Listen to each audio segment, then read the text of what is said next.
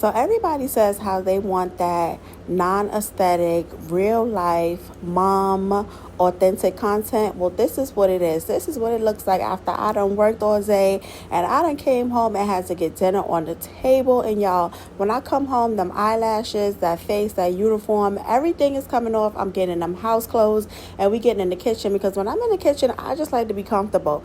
Now for tonight, we're going to do us a quick little easy baked ziti with some ground turkey sausage and extra cheese, and I'm going to show you exactly how I did it. First thing I'm going to do is get my ground turkey, and I'm going to season it to my liking, and I like a little Harlem garlic pepper, a little bit of complete seasoning, garlic powder, of course. You know I'm going to add me some parsley because we fancy like that, a little bit of that Tony's Creole seasoning just because I like it, and because it adds color and it adds flavor, I am going to go ahead and add some paprika in there as well.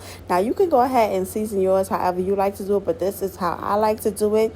After I get it seasoned just the way I like, I'm going to go ahead and give it a good mix and make sure I mix everything up, because I want to make sure my ground turkey is seasoned completely.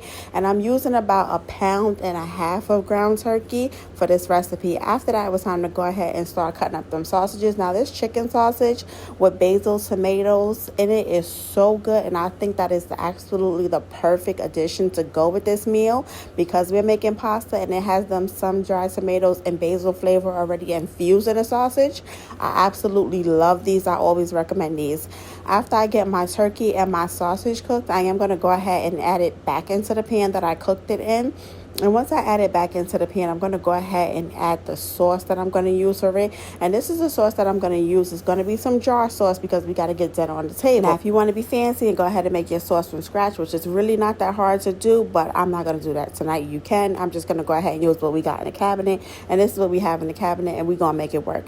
After I add my sauce in there, I'm going to go ahead and mix everything around, give it a taste, make sure everything is tasting the way it's supposed to, evaluate it, see if we need any more sauce. If you do need more sauce or make it saucy to your liking, go ahead and add some more. Now while I'm going ahead making the meat sauce mixture, I am going to go ahead and start cooking my noodles. I'm going to cook them for about 7 minutes. Once my noodles are cooked, I am going to remove them and put them inside of the pan, and then I am going to go ahead and turn my oven on 350 degrees so we can start bringing it up to temperature, because you don't want to stick your food in a cold oven. Now I know some people don't believe this, but anytime I'm making spaghetti or any kind of pasta with tomato sauce, I'm going to sprinkle that little bit of sugar right on top. After my meat sauce is ready, my pasta's in the pan, it's time for me to go ahead and add my meat sauce to my pasta, and I'm going to make sure I do this nice and carefully because I do not want to make a mess. I'm trying to work smarter, not harder. Go ahead, get everything in there. Once I get everything in there, I'm going to add in some mozzarella cheese, and I did buy about 2 pounds of mozzarella cheese that I'm going to add inside the pasta, and then I'm going to add another pound on top of the pasta. That's just how I like to do it. We like our pasta extra cheesy. You can also mix cheeses as well, because if I have the cheese, I do like to do a blend of mozzarella, parmesan, provolone. It's completely up to you though. Like I always say, it's your kitchen, it's your rules. Do it the way you like to do it, friend.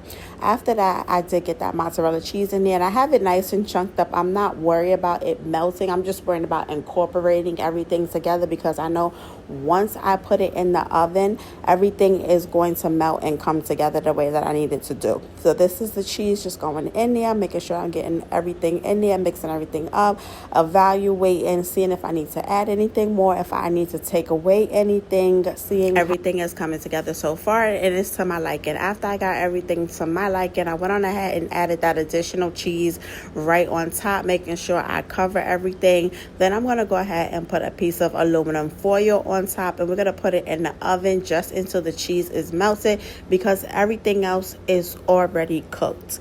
Once the cheese is melted and it is time to come out of the oven, we're going to go ahead and take that foil off, and that pasta should look just like this. Ooey gooey, cheesy, and delicious. And when I tell you, I absolutely love doing pasta dishes. 1, because they're quick and easy. 2, because there's always leftovers for the next day. Went on ahead, got a plate, and this is how everything came out. And dinner was quick and easy, y'all. And you can go ahead and add you some sides to this, or you could have it just like this. But I promise you, this was so good, and I will see you guys in my next video, because dinner is served and it's time to go eat.